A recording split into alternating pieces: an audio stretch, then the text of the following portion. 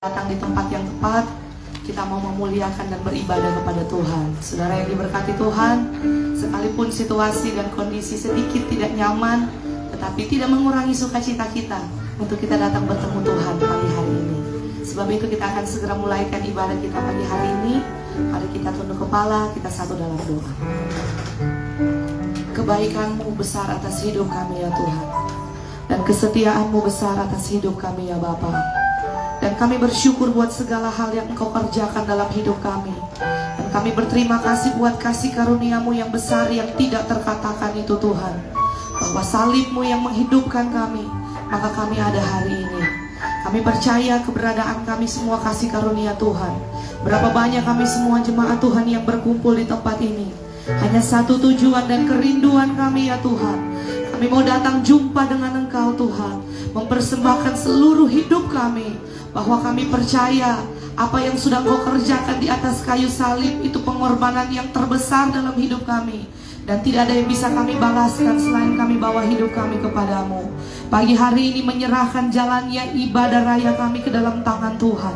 Dari permulaan hingga akhir biar Roh Kudus pimpin dan berjalan di dalam kehendak-Mu ya Roh Kudus. Kami percaya semua pelayan Tuhan diurapi Tuhan. Dan semua jemaat Tuhan yang hadir diurapi oleh Tuhan. Bahkan kami berdoa, setiap telinga yang mendengar suara puji-pujian kami, setiap telinga yang akan mendengar firman yang akan dibentangkan sebentar, kami berdoa semuanya dijamah dan dilawat oleh Tuhan. Dan kami percaya firman-Mu itu hidup dan berkuasa, sanggup menjamah setiap telinga yang mendengar. Biar ibadah kami pagi hari ini menjadi ibadah yang berkenan di hati Tuhan. Kami akan buka dan tabiskan ibadah raya kami pagi hari ini dalam nama Bapa, Putra, dan Roh Kudus, yaitu di dalam nama Tuhan Yesus Kristus. Haleluya. Amin.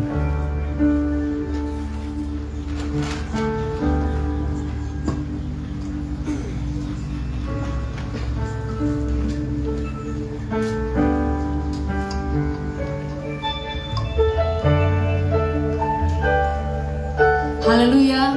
Haleluya. Beri kemuliaan bagi Allah kita. Puji Tuhan.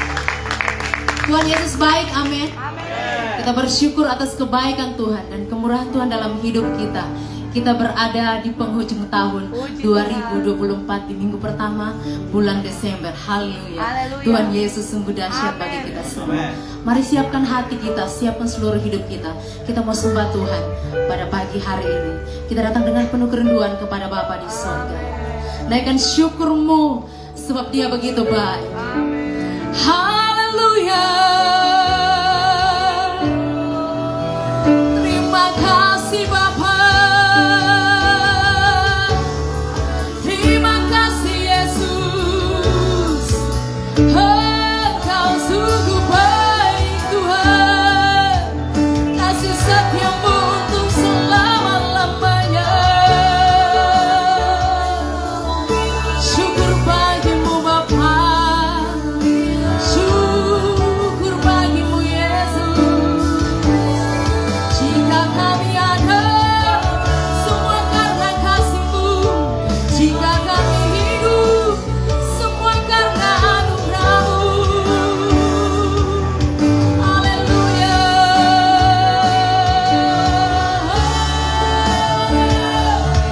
Haleluya.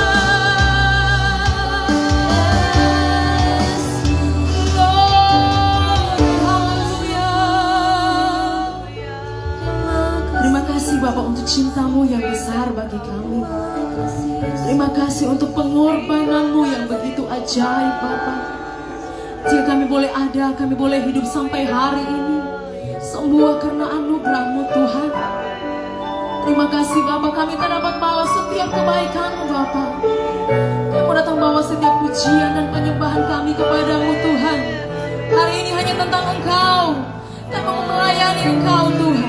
Kami mau senangkan hati-Mu Bapak. Biarlah hanya Engkau yang dipuji, ditinggikan dan dipermuliakan pagi hari ini Yesus. Haleluya. Engkau sungguh indah Tuhan. Terima kasih Tuhan.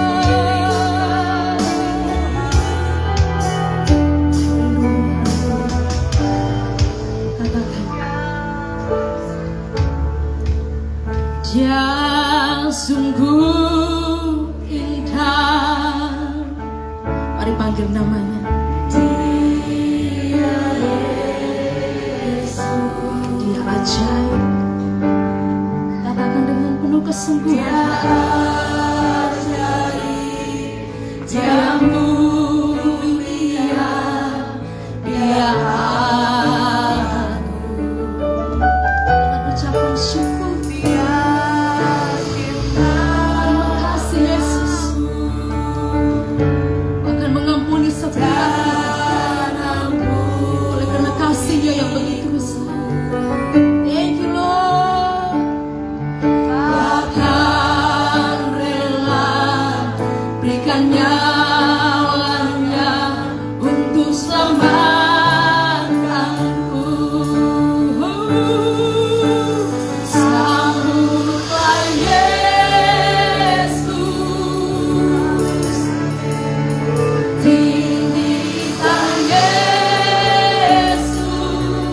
Amin, amin. Dia hormat, pujian dan kuasa, Yesus Raja. Mulia, dan mulia. Jadi mengangkat tangan kami, angkat tanganku. Katakan dengan penuh kesungguhan.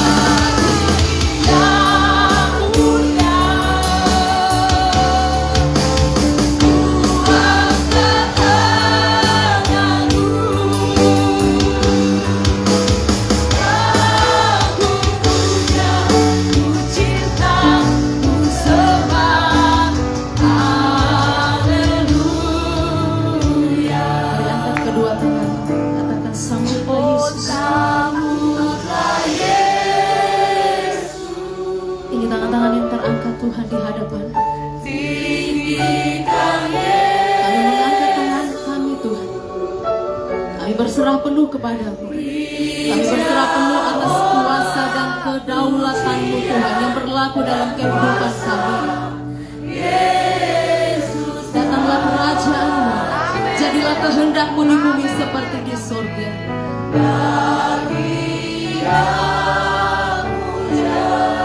Kami mengangkat tangan kami, sebab hanya Kau yang kami puja. Ku cinta, ku sembah. Haleluya. Kami lagi. Sambutlah Yesus, tinggikan Yesus, berikan hormat, pujian dan kuasa Yesus saja. Dia yang punya,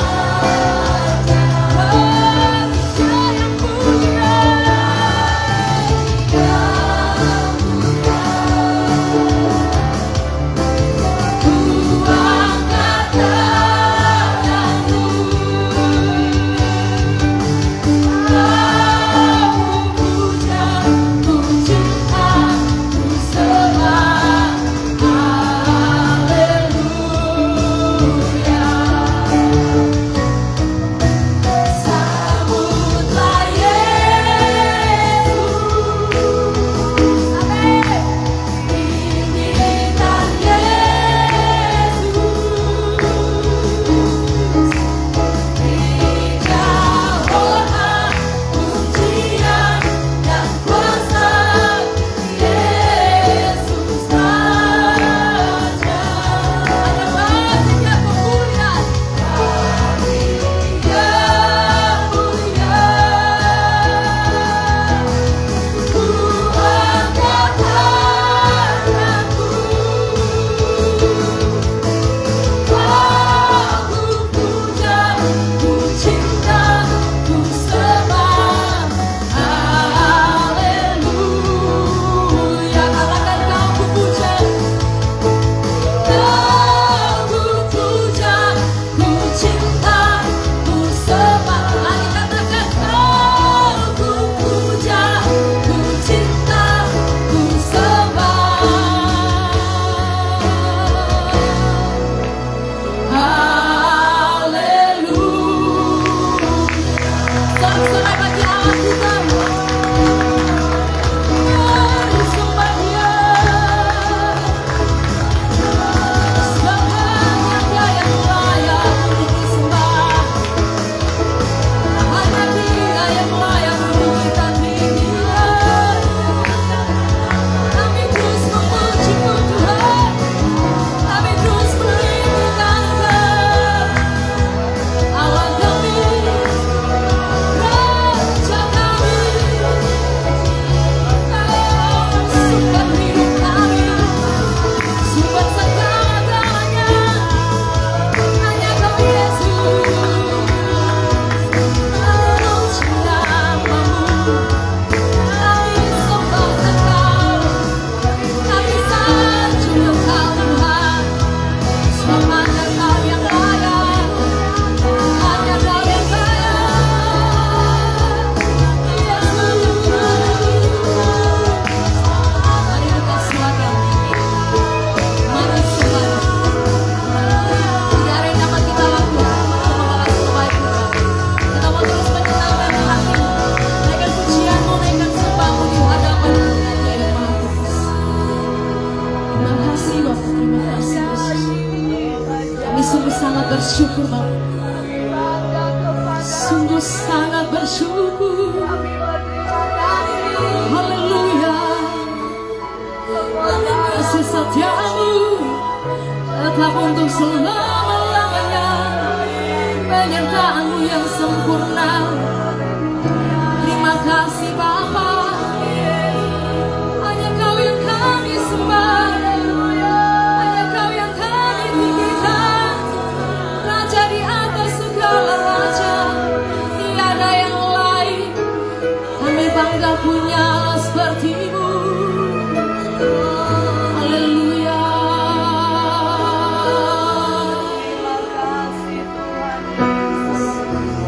Sembah dan puji Dia.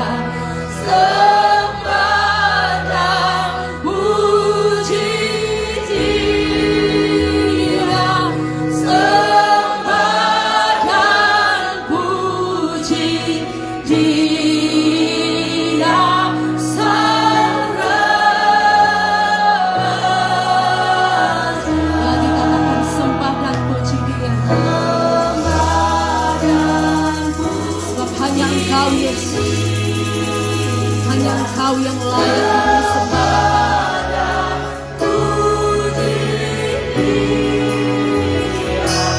Sembah dan puji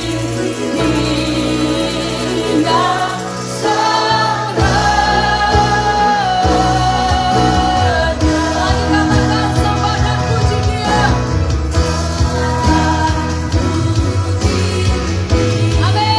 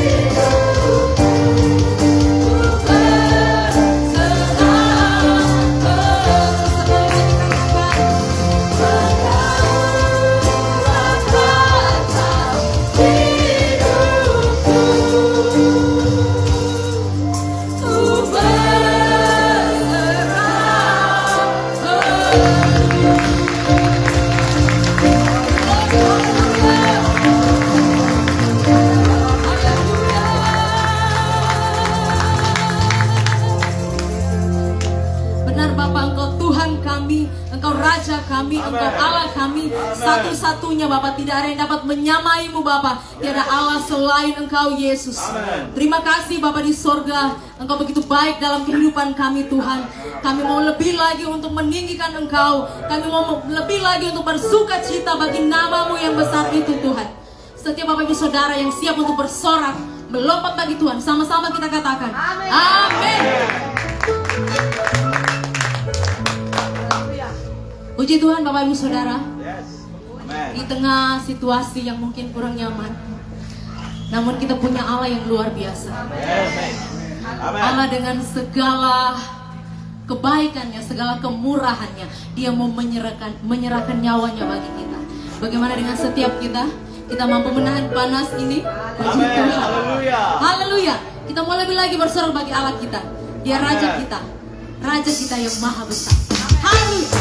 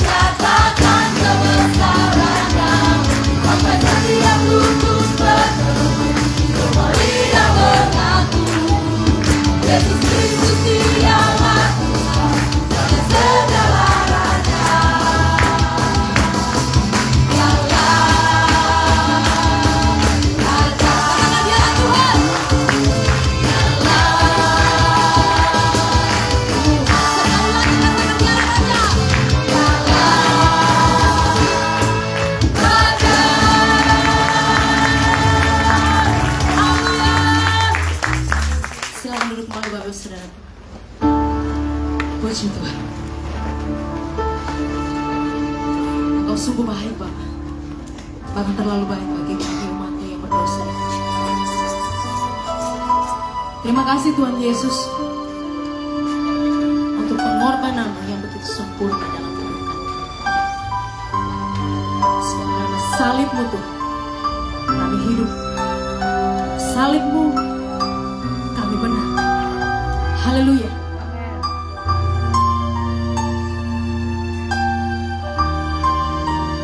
Mari nyatakan di hadapan Allah, hanya Dia Tuhan dalam hidup kita. Jesus.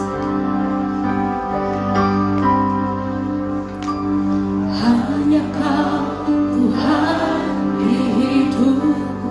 Amin. Kau berikan hidup yang baru. Saudaramu menyucikan, memulihkan hidup kami. Kami nyatakan Engkau segala-galanya. Yes. Engkaulah sumber pengharapan. Kuasa-Mu sanggup menyembuhkan. Jiwa kami berserah padamu.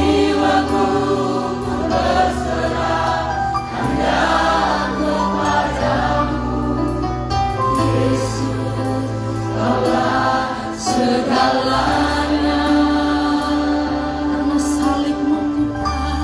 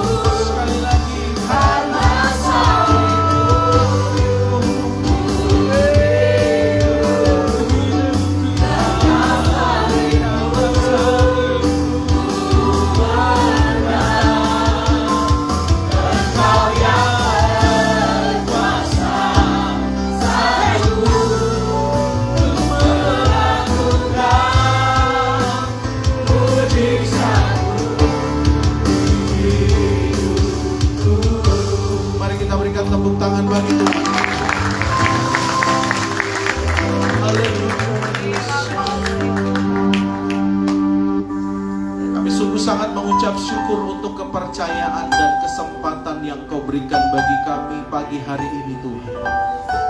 Kami ada di hadirat-Mu. Engkau mengizinkan kami untuk berkarya bagi Engkau Tuhan. Biarlah kehidupan kami seterusnya merupakan kehidupan yang membawa kerajaan-Mu di dalam kehidupan kami sehari-hari. Kami hidup secara supranatural di dalam dunia ini karena kuasa Tuhan menyertai kehidupan kami. Kami menjadi orang yang mampu berdiri di atas segala situasi yang ada di dalam kehidupan kami. Kami mampu mengatasi apapun yang kami hadapi di dalam kehidupan kami karena kuasa Allah ada di dalam kehidupan kami. Pagi hari ini kami mau lebih dalam lagi belajar kebenaran firman-Mu Tuhan. Semakin hari kami semakin merindukan Engkau menguasai hati dan pikiran kami. Sehingga pikiran kami semata-mata hanya pikiran Kristus. Perasaan kami semata-mata perasaan Kristus. Menguasai seluruh kehidupan kami. Layakan setiap kami pagi hari ini untuk kami terima firman. Sehingga firman-Mu yang kami terima hidup dan berkuasa di dalam kehidupan kami. Urapan Tuhan mengurapi hamba-Mu sehingga apa yang disampaikan itu hanya dari isi hati Tuhan sendiri saja, bukan isi hati manusia. Dan kami semua diberkati oleh kebenaran firman-Mu Tuhan. Terima kasih Tuhan, dengan penuh sukacita kami terima kebenaran firman-Mu pagi hari ini. Dalam nama Tuhan Yesus Kristus kami berdoa dan bersyukur. Haleluya. Amin. Puji Tuhan.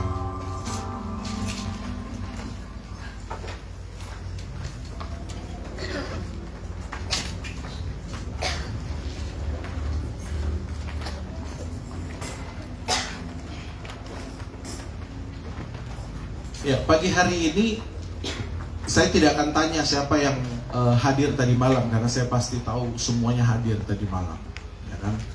Jadi penyampaian firman Tuhan pada pagi hari ini adalah sambungan dari apa yang disampaikan tadi malam tentang Kingdom of God, tentang kerajaan Allah. Tadi malam kita belajar tentang konsep dasar kerajaan Allah. Yang pertama adalah sifat ilahi itu secara waktu kita lahir kita sudah ditanam dengan sifat ilahi.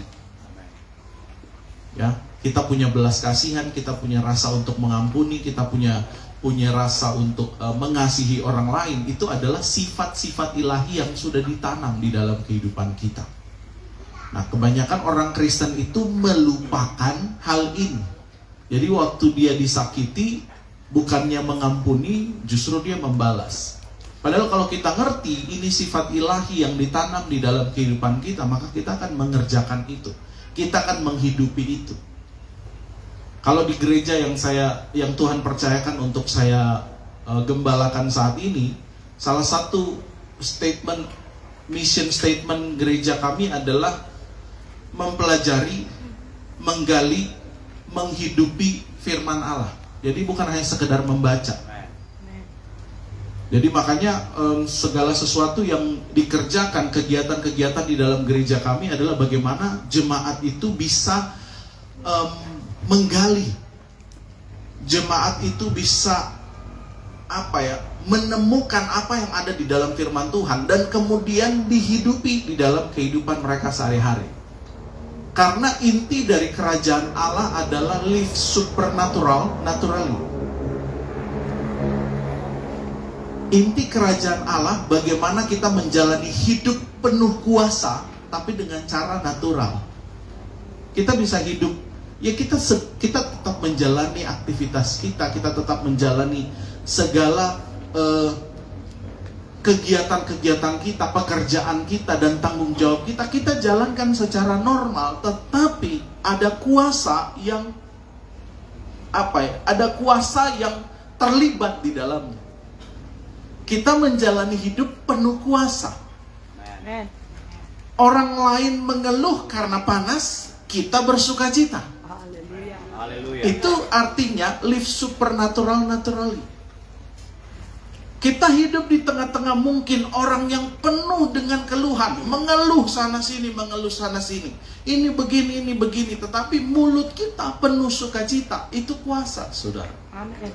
Haleluya. Di saat banyak orang lain protes sana, protes sini, justru kita memberkati. Itulah inti hidup kerajaan Allah, yaitu hidup dengan kuasa. Karena apa? Kita tahu ada sifat Allah yang ditanam di dalam kehidupan kita. Yang konsep yang kedua, karakter ilahi secara supernatural itu ditanam di dalam kehidupan kita. Jadi bukan hanya belas kasihan, bukan hanya pengampunan, tetapi urapan sorga ada di dalam kehidupan kita. Amin. Kita dibekali dengan kuasa Allah. Kita dibekali dengan kuasa dari sorga. Yang saya heran sekarang, kenapa banyak orang Kristen berpikir kuasa itu hanya milik para pendeta-pendeta. Jadi kalau misalnya ada yang kerasukan setan, panggil pendeta. Emang cuma pendeta yang diberikan kuasa? Semua orang diberikan kuasa, yaitu mereka yang percaya kepada Yesus Kristus. Amin. Amin. Jadi tidak hanya harus tergantung sama gembala, tidak harus tergantung sama pendeta. Kalau ada yang sakit, kita punya kuasa untuk menumpangkan tangan atas orang sakit dan orang sakit itu sembuh. Amin. Itu orang kerajaan, saudara. Yes. Saudara nangkap maksud saya? Itu inti dari orang kerajaan. Jadi semuanya tidak lagi bergantung hanya kepada pendeta. Bukan saya bilang kita tidak perlu tunduk kepada pendeta. Tidak, itu otoritas yang Tuhan percayakan untuk menuntun saya dan saudara di dalam dunia ini. Tetapi bukan berarti kuasa itu tidak ada di dalam kehidupan kita. Kita dikaruniakan karakter supranatural ilahi di dalam kehidupan kita. Satu mentor saya berkata begini, orang Kristen yang paling lemah imannya sekalipun, waktu dia berdoa usir setan, setan pasti lari. Karena apa? Kuasa itu ada di dalam hidup kita. Cuma kita ini yang takut. Kita ini yang, aduh saya masih banyak dosa. Pertanyaannya, kenapa masih hidup banyak dosa? Padahal dosa kita sudah diampuni di kayu salib. Yesus sudah mati dan bangkit dan dosa kita diampuni. Nah, waktu kita hidup di dalam dosa, kita datang kepada Tuhan, Tuhan ampuni dosa kita. Pesan Tuhan apa? Pergilah dan jangan berbuat dosa lagi. Sebenarnya dosa sudah tidak akan bisa menguasai kita karena ada darah Kristus di dalam darah kita. Dosa tidak akan pernah bisa menguasai kita. Tapi kenapa banyak orang Kristen masih terus hidup dalam dosa? Karena dia yang mengizinkan dosa itu masuk di dalam hidupnya. Kalau di dalam bimbingan prabaptisan yang saya selalu sampaikan ke orang-orang yang mau dibaptis, saya bilang begini. Waktu kita dibaptis, kita jadi manusia baru.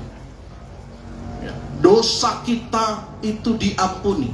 Dosa nenek moyang, dosa keturunan, semuanya diampuni.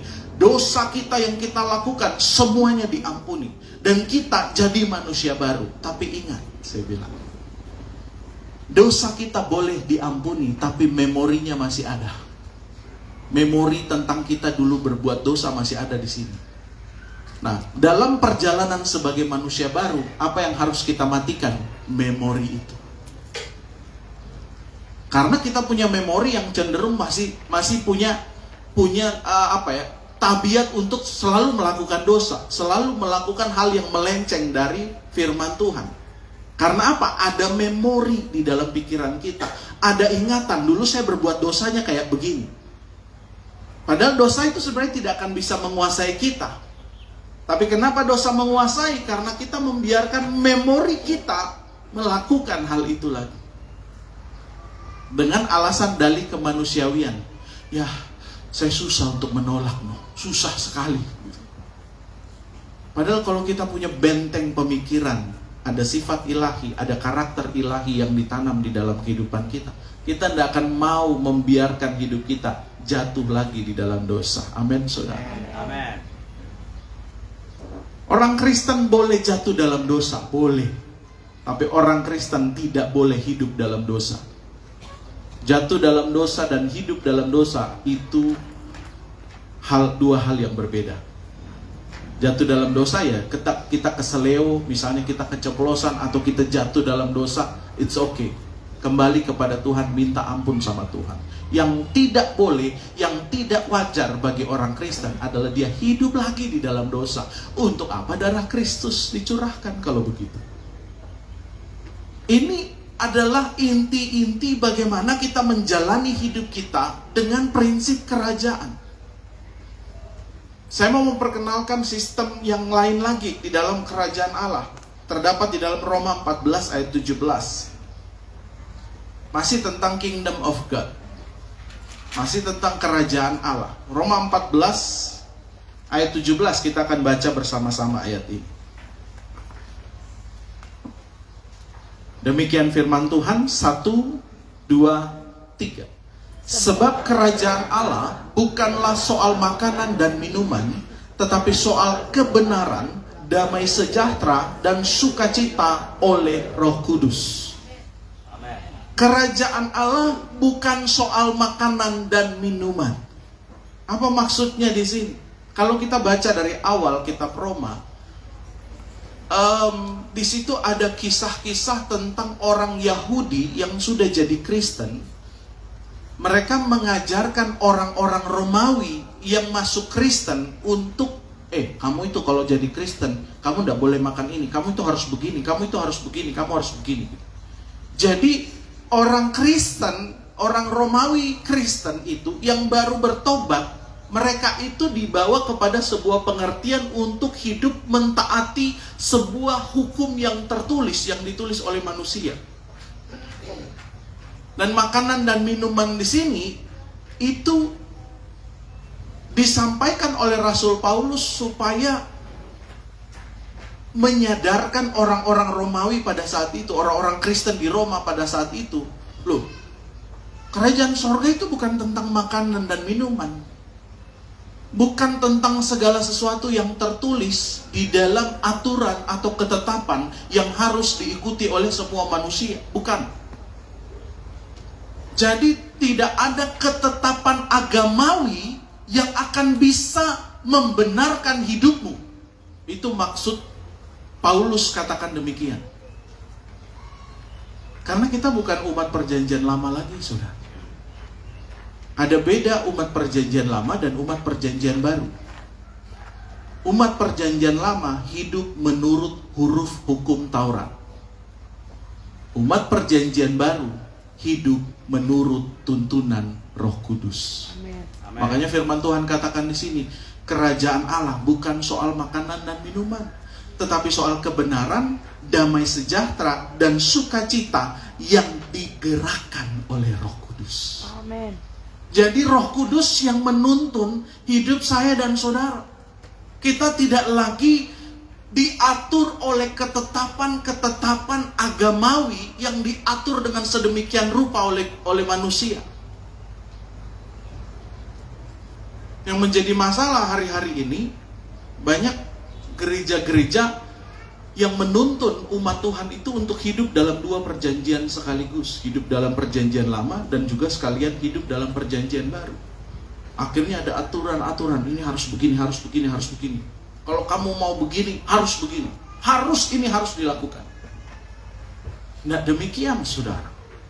Karena semuanya harus digerakkan oleh Roh Kudus. Karena kita umat perjanjian baru.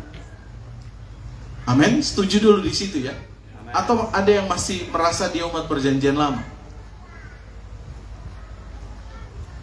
Enggak ya. Semua tahu bahwa saya umat perjanjian baru. Jadi hidup secara bagaimana kita adalah umat seorang umat perjanjian baru. Bukan lagi hidup menurut aturan ketetapan. Jadi makanya Paulus katakan, bukan soal makanan dan minuman, bukan soal aturan, bukan soal yang tertulis. Karena kalau saudara baca mulai dari Roma 1, itu orang-orang Roma itu struggle, apa ya? Struggle itu apa? Orang Roma itu kayak bingung, yang mana yang betul ini? Ini kita harus ikut hukum Taurat loh. Ini begini. Makanya Paulus jelaskan di awal-awal. Tapi akhirnya Paulus katakan, Paulus tegaskan, kita tidak dibenarkan karena kita melakukan hukum Taurat. Karena kita tidak lagi hidup menurut huruf hukum yang tertulis, tapi kita hidup menurut tuntunan Roh Kudus. Yang menjadi masalah kalau ada orang-orang Kristen hari ini yang tidak mau hidupnya dipimpin oleh Roh Kudus. Hasilnya apa? Hidupnya asal tabrak. Segala keputusan-keputusan yang dia ambil di dalam hidupnya adalah keputusan-keputusan yang dia pikir itu sudah betul. Nanti sebentar kita akan bahas di situ. Nah, saya mau kita melihat tentang kebenaran, ya. Kalau saudara simak kembali Roma 14 ayat 17 berkata demikian. Sebab kerajaan Allah bukanlah soal makanan dan minuman, tetapi soal kebenaran. Perhatikan kata kebenaran. Kata kebenaran di sini dalam bahasa aslinya artinya adalah kondisi hidup yang berkenan dan diterima oleh Allah. Kata kebenaran di sini adalah sebuah kondisi hidup yang diterima dan berkenan di hadapan Allah. Jadi kata kebenaran di sini di dalamnya ada nilai kehidupan saya dan saudara.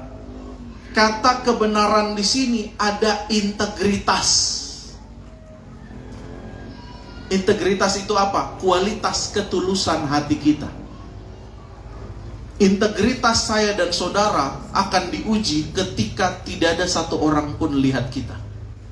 Waktu mungkin kita sendirian di kamar, integritas saya dan saudara itu teruji di situ. Karena saya masih banyak menemukan banyak orang Kristen ketika dia sendirian, dia jatuh dalam soal integritas. Dan dia bukan orang yang benar kalau seperti itu. Karena kerajaan Allah adalah bicara tentang integritas. Kita punya kualitas ketulusan di hadapan Tuhan.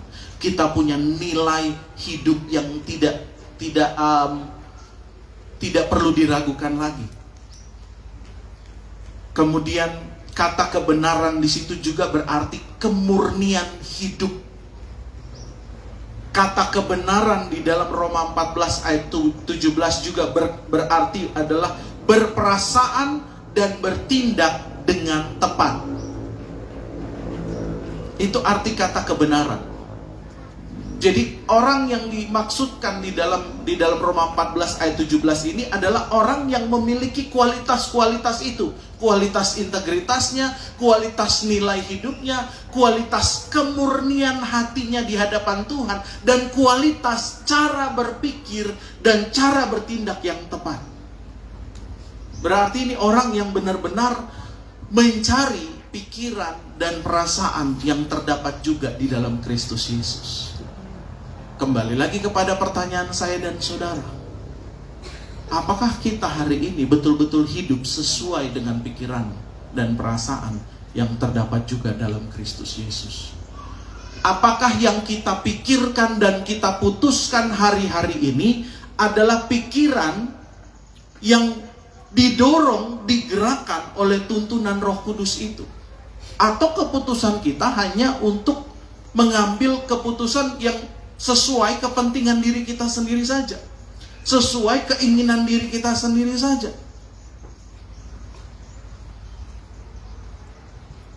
Jadi kerajaan Allah sekali lagi bukan tentang aturan, tapi kerajaan Allah adalah soal kebenaran saya dan saudara yang dituntun oleh Roh Kudus.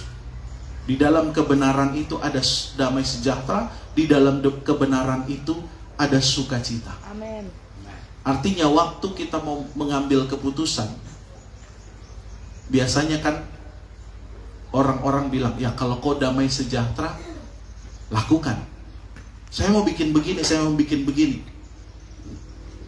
Bilang, oh kalau damai sejahtera ya bikin. Nah masalahnya, damai sejahtera kita selama ini digerakkan oleh Roh Kudus atau digerakkan oleh jiwa kita? Mengapa demikian? Saya kasih contoh. Orang yang menggerakkan jiwanya dari orang yang menggerakkan hidupnya dari kepuasan jiwa, menggerakkan damai sejahtera hidupnya dari kepuasan jiwa. Saya kasih contoh. Pencuri, kalau dia baru mau curi barang, satu kali dia curi barang, pasti dia petotofori luar biasa. Atau kita dari sini, saya juga pernah jadi pelakunya. Waktu kecil, bacuri uang 500 atau uang 100 peranya papa dan mama. Baru mau curi pertama kali, kan DP gemetar, itu di jantung kan begini. Jadi waktu jadi Sopi beli cup-cup, dulu kan masih zamannya cup-cup. Sopi beli cup-cup, makan, lewat papa. Ini jantung ya nanti dia tahu ini 500. Nanti dia tanya, mana papa 500? Ternyata enggak ditanya. Wah, aman. Nanti berapa minggu kemudian, pengen lagi nih beli cup-cup. Atau beli apa lagi tuh, coki-coki. Mulai lihat mama tas, biasa mama ada taruh 100 rupiah di situ yang merah-merah. Sudah ambil. DP dakdikduk itu kan masih kencang. Aman.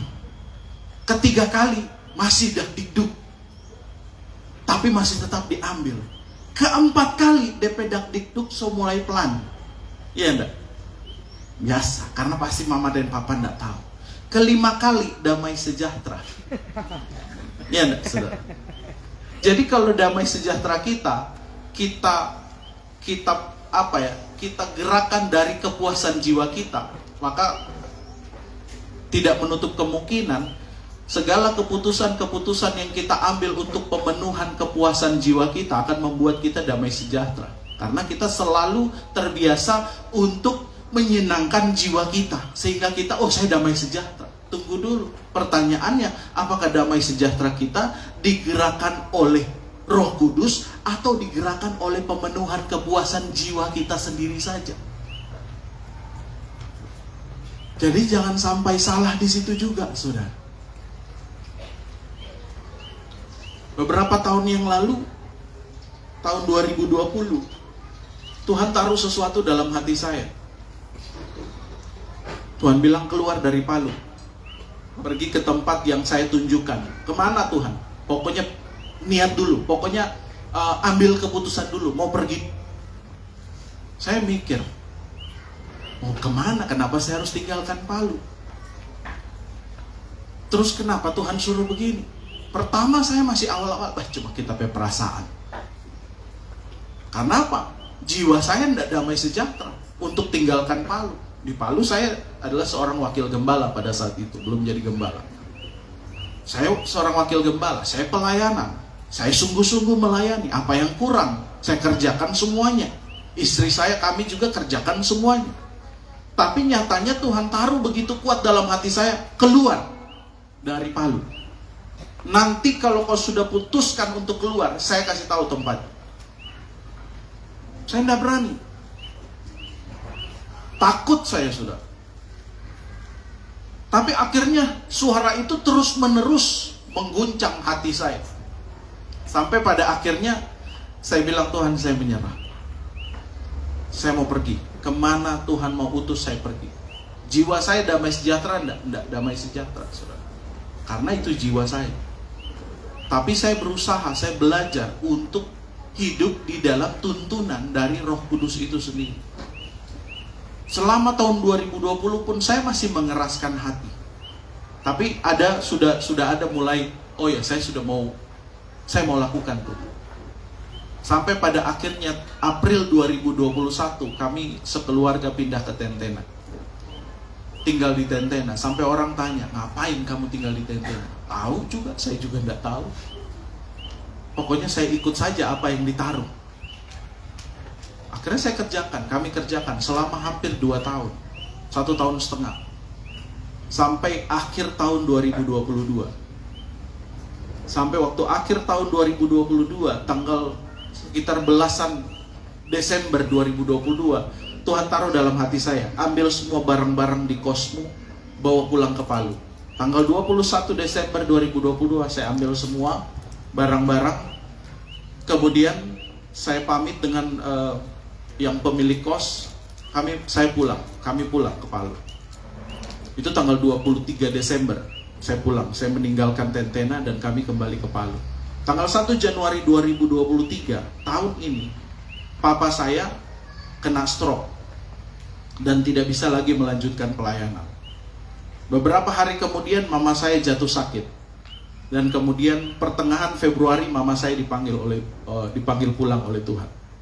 Jadi dalam 1-2 bulan pertama itu kami itu saya itu ini ada apa ini Tuhan? Kok ini tiba-tiba dua orang tua kayak janjian sakit dan kemudian mama harus dipanggil pulang oleh Tuhan.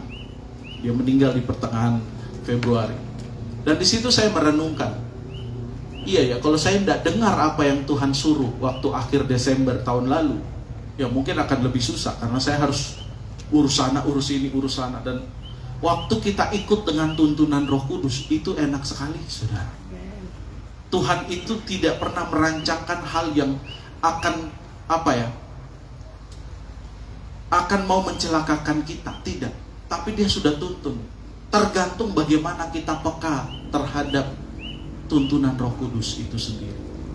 Bagaimana pikiran kita peka terhadap tuntunan Roh Kudus itu sendiri. Bayangkan kalau misalnya di dalam pekerjaan kita peka terhadap tuntunan Roh Kudus. Hasilnya itu akan sangat memuliakan Tuhan, saudara. Dan saya mau arahkan kita, jangan berharap pada upah yang ada di dalam dunia. Amen. Itu kasih karunia. Kalau kita menerima upah karena jeripaya kita, itu kasih karunia. Tapi arahkanlah upah kita pada panggilan sorgawi kita di dalam Kristus, di dalam sorga. Amen. Jadi apapun yang kita kerjakan, kita lakukanlah itu untuk Tuhan, bukan untuk manusia. Sampai di sini saudara masih nangkap apa yang menjadi penyampaian firman ini? Karena sebegini semua. Jadi kalau dari depan sini pemandangannya ramai sekali gitu. Seakan-akan saudara lagi bersorak-sorai. Tapi silent. Nah, pertanyaannya begini. Bagaimana caranya agar kita benar-benar bisa menjalani hidup yang berkenan bagi Allah? Dan bukan berdasarkan aturan keagamawian yang kecenderungannya hanya kepuasan jiwa. Karena saya juga melihat banyak orang Kristen mengukur pencapaian hidupnya berdasarkan seberapa rohani hidupnya. Oh, saya rajin berdoa, saya rajin puasa. Jadi dia ukur pencapaian rohaninya dari apa yang dia sudah lakukan. Saya rajin masuk gereja, saya rajin melayani, saya rajin kasih persembahan, saya rajin kasih perpuluhan, saya rajin doa puasa, saya orang yang paling setia. Sampai orang-orang yang punya pemikiran seperti ini, dia akan mengukur hidupnya berdasarkan apa yang selama ini dia lakukan. Sampai dia akan mulai merasa lebih rohani daripada yang lain. Itu juga salah satu hal yang bahaya di dalam dunia kekristenan hari ini. Kita cenderung seperti orang Farisi. Di dalam Injil Matius berkata, oh puji Tuhan, terima kasih Tuhan, saya tidak rupa dia. Berapa banyak kali kita juga berdoa seperti itu. Terima kasih Tuhan, Tuhan begitu baik dalam kehidupan saya. Tidak seperti banyak orang di luar sana. Tuhan, secara kita tidak sadar, kita sedang berdoa sama seperti orang Farisi yang merasa diri kita lebih hebat dari orang lain. Sehingga dengan begitu kita tidak mungkin hidup berkenan di hadapan Tuhan. Jadi pertanyaannya tadi, bagaimana caranya kita hidup berkenan di hadapan Tuhan, tapi tanpa hidup berdasarkan aturan keagamawian? Bagaimana caranya pikiran kita, perasaan kita betul-betul dituntun oleh Roh Kudus? Roma 12 ayat 2.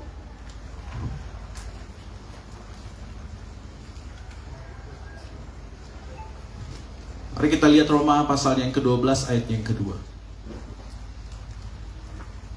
Firman Tuhan berkata demikian. Janganlah kamu menjadi, apa saudara? Serupa dengan dunia ini.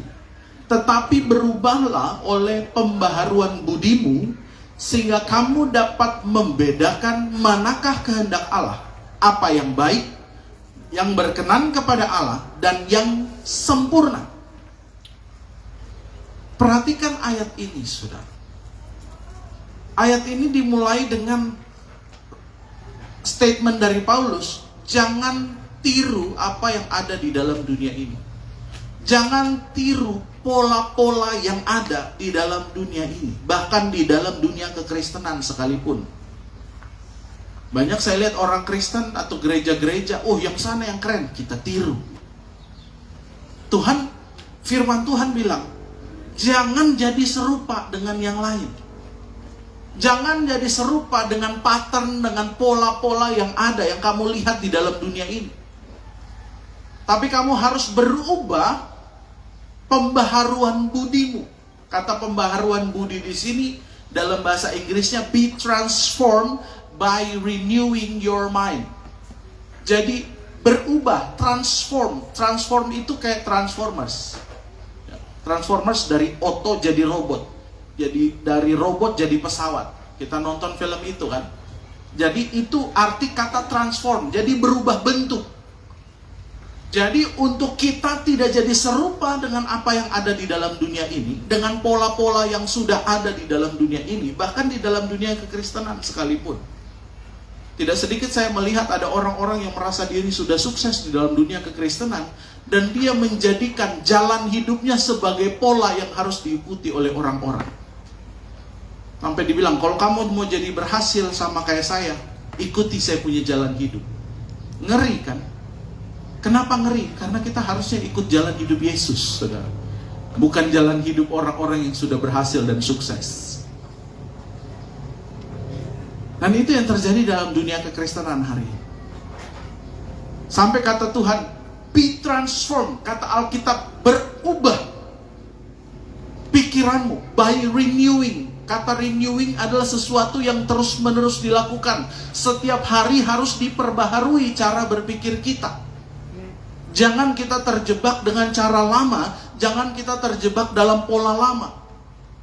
Makanya supaya kita tidak terjebak di situ, renewing, perbaharui cara berpikir kita terus-menerus.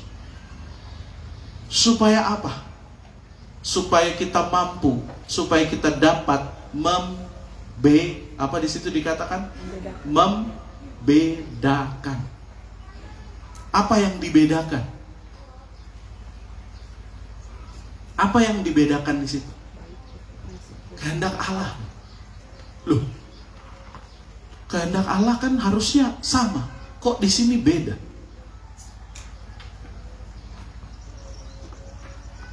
Nah, ini yang banyak luput dari orang-orang Kristen.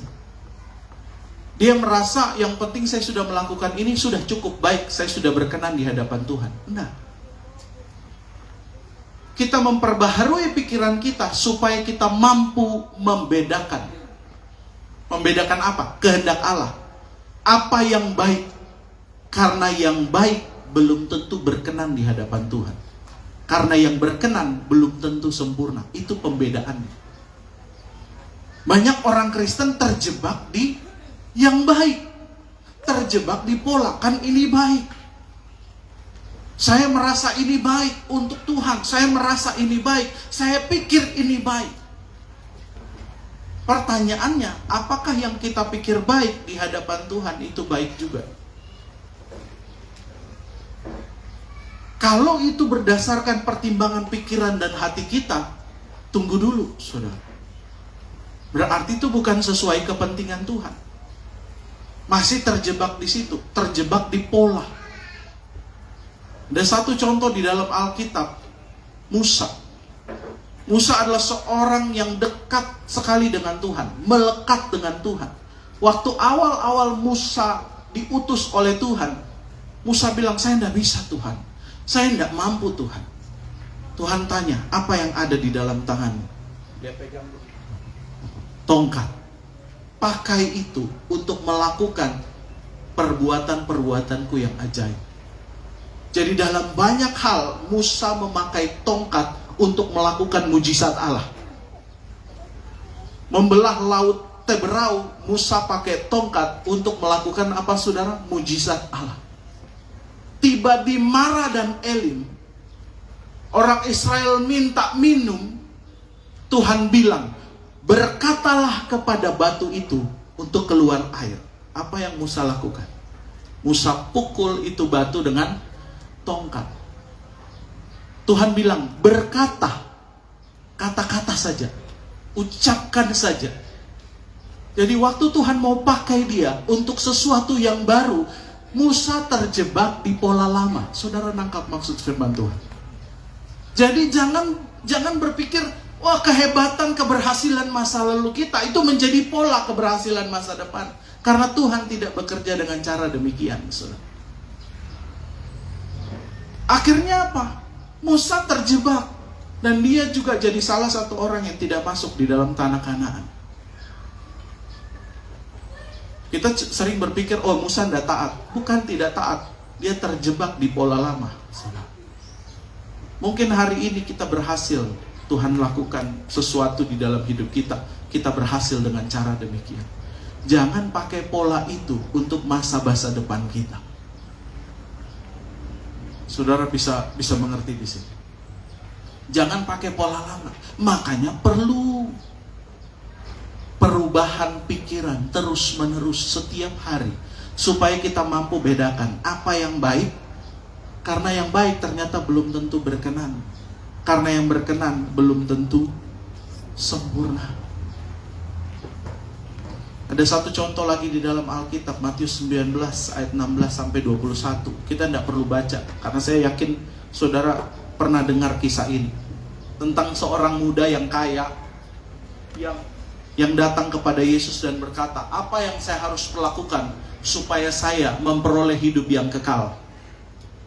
Ingat ya, pertanyaannya, apa yang harus saya lakukan supaya saya memperoleh hidup yang kekal?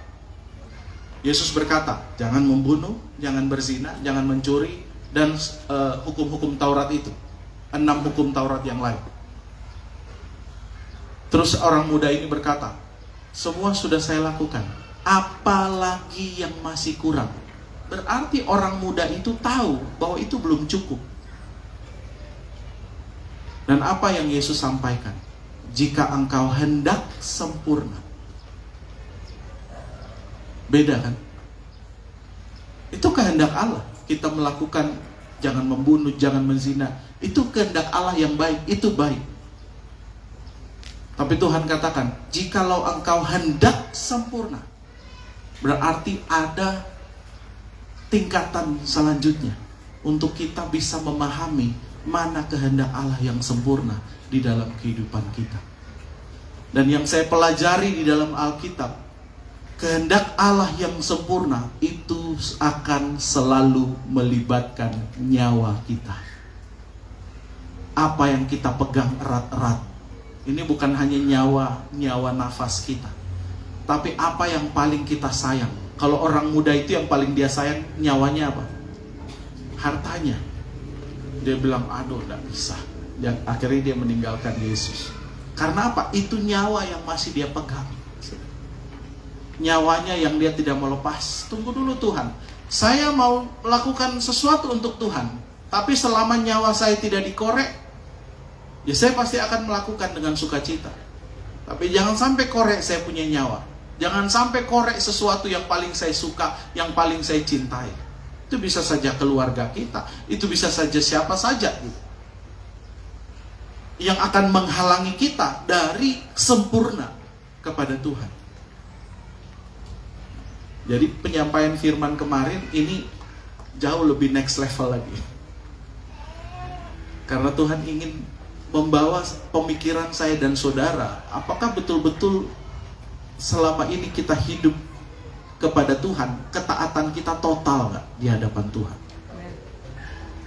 Komitmen kita total nggak kepada Tuhan? Karena Tuhan nggak mau yang setengah-setengah.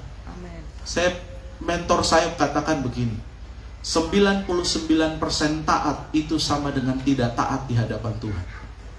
Jadi ketaatan kita harus 100% di hadapan Tuhan. Ini bukan berarti kita harus jadi hamba Tuhan semua, tidak. Tuhan menempatkan saudara di tempat di mana saudara berada sekarang. Tapi jangan sampai itu jadi nyawa yang akan menghalangi kita untuk hidup berkomitmen total kepada Yesus. Amin, saudara. Karena firman Tuhan katakan, waktu kita serahkan nyawa kita kepada Tuhan, apa yang paling kita peluk erat, maka itu Tuhan kembalikan 2 kali lipat lagi, saudara. Karena tidak ada lagi kepemilikan di situ. Kita tidak akan merasa memiliki.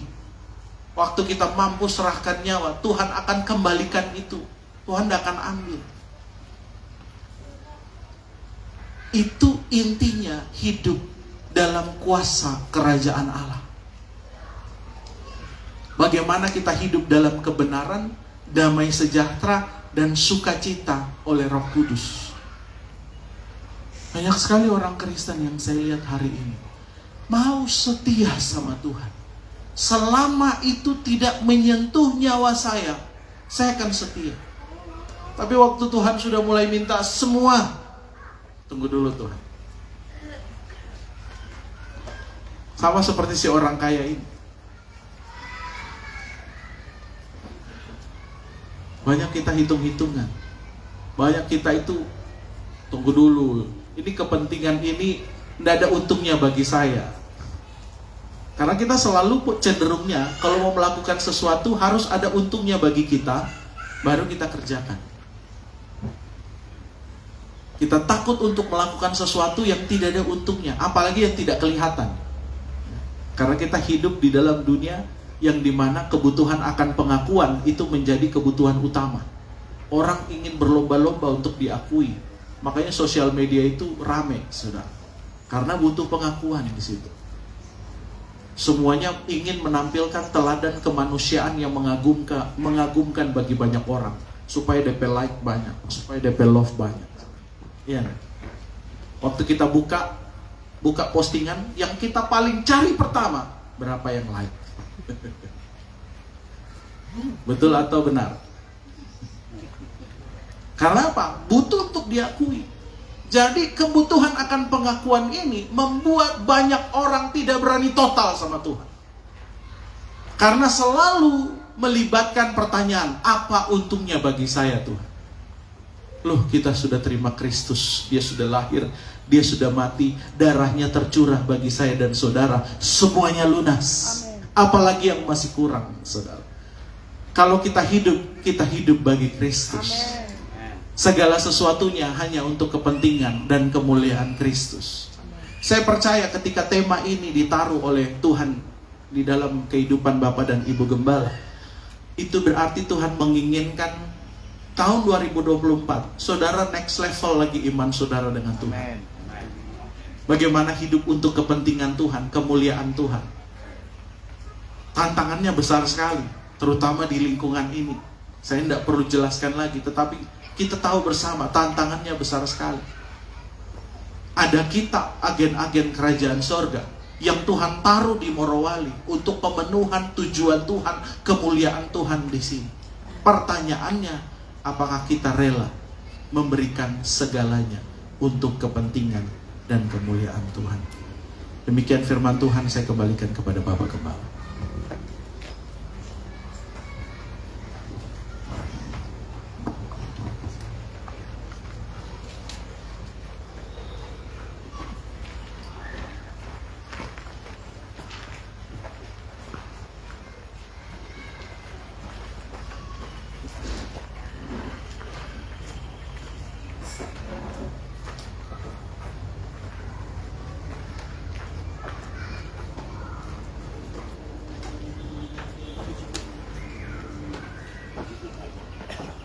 Cek satu, puji Tuhan. Firman yang luar biasa yang sudah kita dengar pada siang hari ini. Mari kita persiapkan tanah hati kita. Kita akan masuk dalam perjamuan asa yang kudus. Sebelum kita mengambil tubuh dan darah Kristus, mari kita datang terus dalam hadirat Tuhan, memohon kelayakan daripada Tuhan.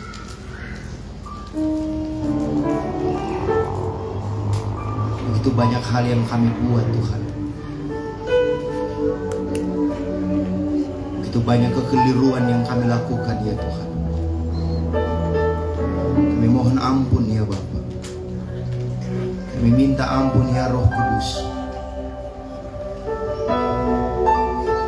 Biar perkenanan-Mu Kau terus nyatakan bagi hidup kami ya Tuhan. Layakan kami ya Bapa. Puji nama-Mu Yesus. Sungguh besar pengorbananmu bagiku, terlalu dalam untuk dimengerti. Sungguh besar, sungguh indah yang Kau pikirkan tentangku, tak terselami bagiku. Sungguh indah, sungguh besar, sungguh besar. Saya mengundang untuk pelayan perjamuan asa yang kudus untuk maju ke depan. Terlalu dalam untuk dimengerti. Sungguh besar, sungguh indah yang Kau pikirkan tentangku, tak terselami bagiku. Sungguh indah. Hamba memberkati meja perjamuan yang ada di depan kami Tuhan, dengan iman dan dengan percaya bahwa roti sebentar yang akan kami makan bukan lagi roti yang biasa, melainkan tubuh Kristus yang sudah terpecah bagi hidup kami, yang menandakan Engkau sungguh baik, Engkau sungguh luar biasa, kebaikan-Mu sungguh sempurna atas hidup kami Tuhan. Dan anggur yang sebentar akan kami minum bukan lagi cawan air anggur yang biasa, melainkan darah Kristus yang sudah tercurah bagi hidup kami. Pengorbanan-Mu yang luar biasa itu menghidupkan kami hari ini Tuhan. Biarlah karya salib-Mu terus kami ingat. Biarlah karya salib-Mu ya Bapa terus kami menghargainya ya Tuhan. Sehingga kami akan terus mengerjakan kehendak-Mu, mengerjakan tujuan-Mu, dan mengerjakan kemuliaan-Mu waktu kami masih ada dalam dunia ini. Layakan kami Tuhan, agar ketika kami makan roti dan minum anggur ini Tuhan, ini tidak menjadi kutuk bagi kami, tetapi mendatangkan berkat sukacita atas kehidupan kami semua. Kami masuk dalam perjamuan asa yang kudus, dalam nama Bapa, Putra, dan Roh Kudus. Itu dalam nama Tuhan Yesus Kristus. Haleluya. Amin.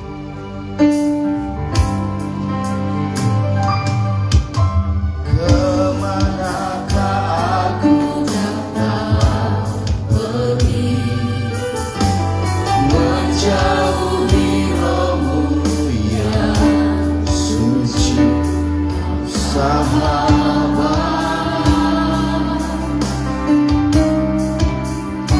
dan Kau dekat.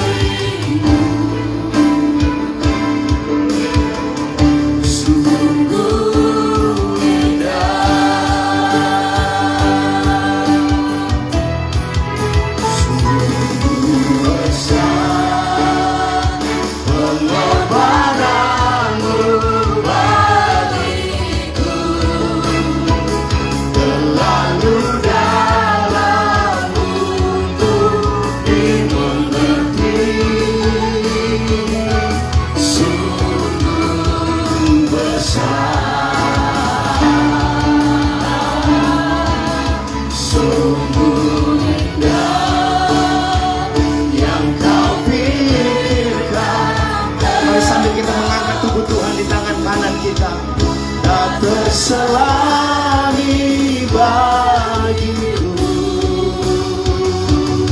Oh, sungguh indah. Apa yang kau genggam di tangan kananmu hari ini, itu adalah karya Tuhan yang menghidupkanmu hari ini. Apa yang kau pegang di tangan kananmu hari ini, itu bukti Tuhan bahwa Dia cinta akan engkau. Sebab apa yang telah aku teruskan kepadamu telah aku terima dari Tuhan, yaitu bahwa Tuhan Yesus pada malam waktu Ia diserahkan mengambil roti, dan sesudah itu Ia mengucap syukur atasnya, Ia memecah-mecahkannya dan berkata, inilah tubuhku yang diserahkan bagi kamu. Perbuatlah ini menjadi peringatan akan aku. Kita makan dalam nama Tuhan Yesus.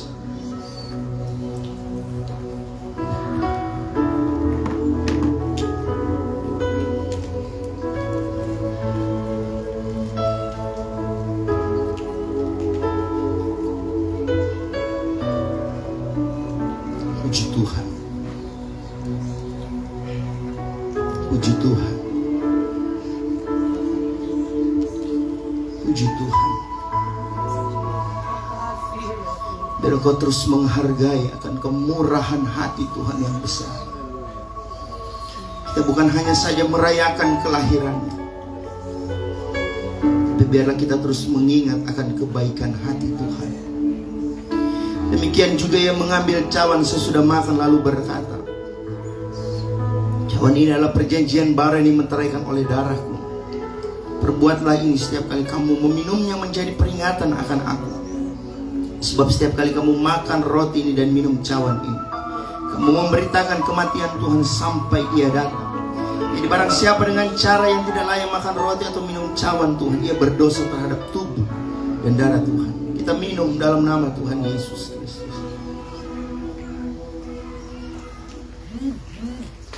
Kita berikan kemuliaan kepada Tuhan. Bersyukur akan kebaikan Tuhan. Bersyukur akan kemurahan Tuhan. Haleluya. Haleluya.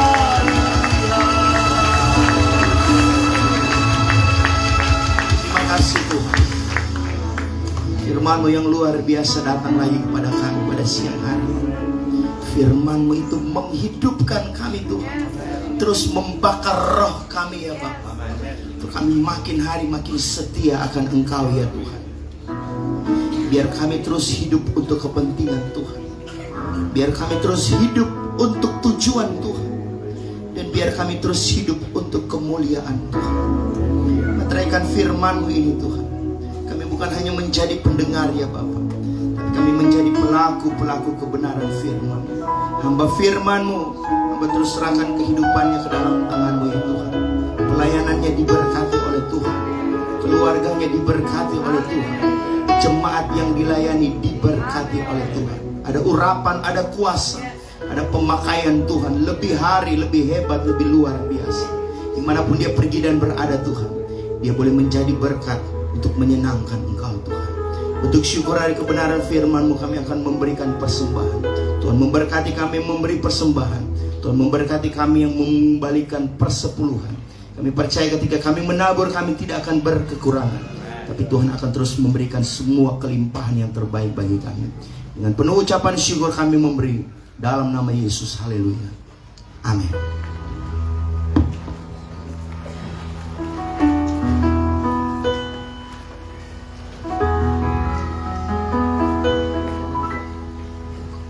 Puji Tuhan, Bapak Ibu Saudara yang diberkati.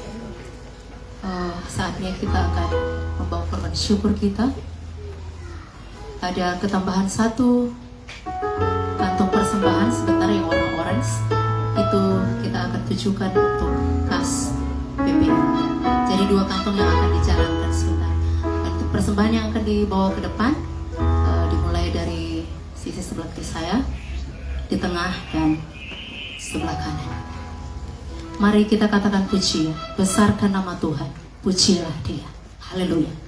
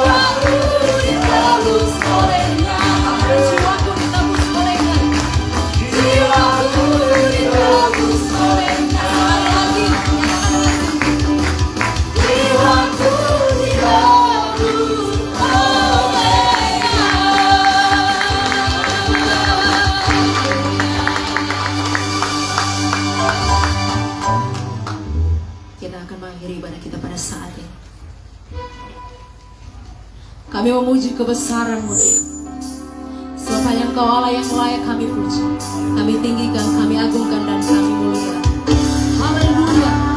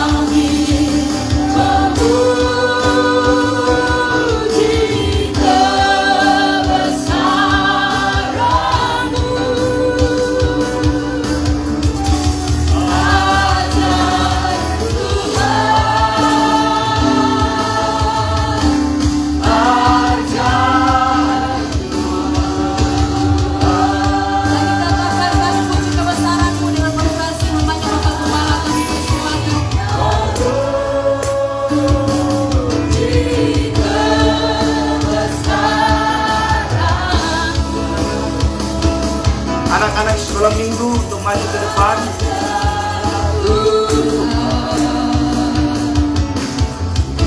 Ajaib Tuhan, kami memuji-Mu Tuhan. Haleluya, amin.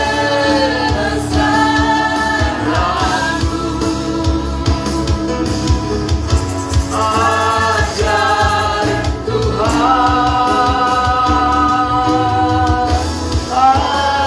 ajaib Tuhan. Lagi katakan, kami memuji kebesaran Tuhan. Memuji kebesaran. Glory, haleluya. Sungguh ajaib Tuhan. Haleluya. Amin. Jika besar ajaib Tuhan, ajaib Tuhan, ajaib Tuhan, ajaib Tuhan, ajaib Tuhan. Sekali lagi katakan ajaib Tuhan,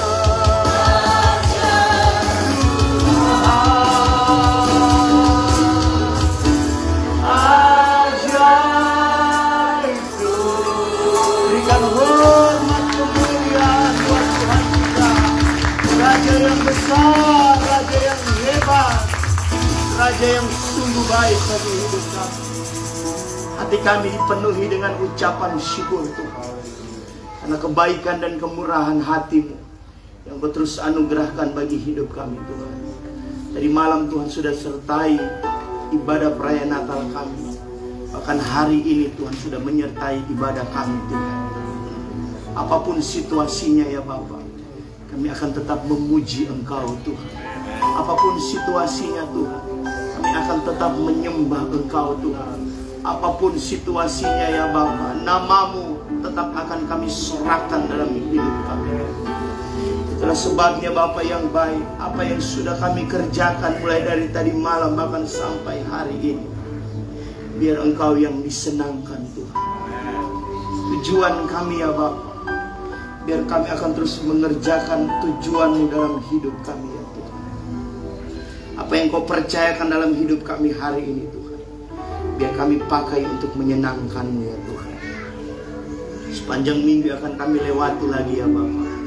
Kami pertaruhkan tubuh, jiwa dan roh kami, seluruh jemaat Cornerstone maupun seluruh simpatisan yang ada. Mereka akan lagi terus melanjutkan hidup mereka di sepanjang minggu ini Tuhan. Kiranya pemeliharaan Tuhan, kiranya kasih dan sayang Tuhan, kiranya cinta Tuhan yang besar Kau terus nyatakan bagi seluruh kehidupan jemaat Cornerstone. Apapun yang menjadi usaha pekerjaan mata pencarian mereka, kiranya Tuhan memberkati. Lebih daripada semuanya itu Tuhan, biarlah melalui setiap pekerjaan umat-Mu Tuhan, boleh jadi mimbar mereka untuk menceritakan tentang kebesaran Tuhan. Biar boleh jadi mimbar mereka untuk menyaksikan kebesaran Tuhan yang mereka boleh alami dalam kehidupan mereka. Tidak pernah sia-sia ya Bapa apa yang Kau kerjakan dalam hidup kami. Biar pengenalan akan Engkau Tuhan bagi seluruh jemaat Cornerstone makin hari makin lebih dalam ya Tuhan.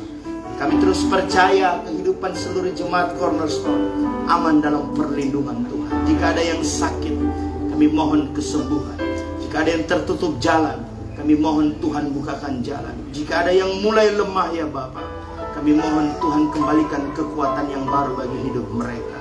Kiranya Engkau akan terus mengasihi kehidupan seluruh jemaat Cornerstone dimanapun mereka pergi dan berada.